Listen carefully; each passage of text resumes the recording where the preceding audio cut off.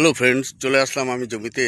তো জমিতে দেখছি যে ঘাস হয়ে গেছে, দেখছেন? দেখতে দেখতে কিন্তু জমি ঢেকে গেছে বলতে ধান টান লাগানো হয়ে গেছে। ধান কেউ কিন্তু সার সেইভাবে দিতে পারেনি অনেকেই, আমি তো দিই নেই, যে আমারগুলো এগুলো গাছটা লেগে গেছে। কিন্তু কিছু কিছু জায়গায় না ঘাস হয়ে গেছে, পুরনো ঘাসটা।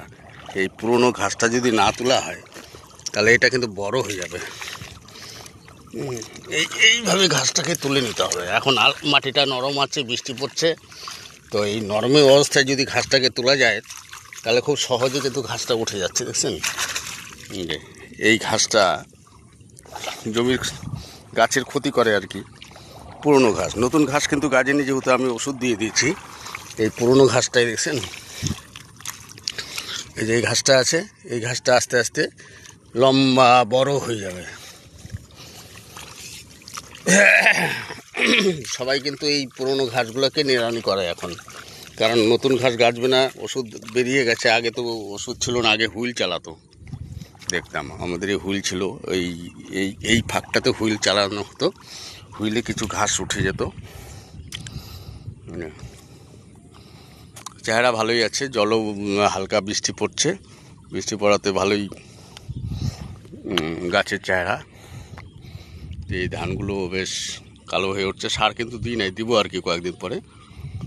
তো যেগুলোতে জল আছে ওগুলো নেড়ালে সুবিধা কি, ঘাসটা খুব নরম থাকে, তো কাদার মধ্যে এটা উঠানোর সুবিধা।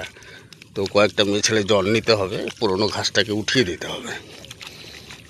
জনের যে দাম, মানে ধানের কৃষিকাজ করাটা খুবই লস, লাভ নেই।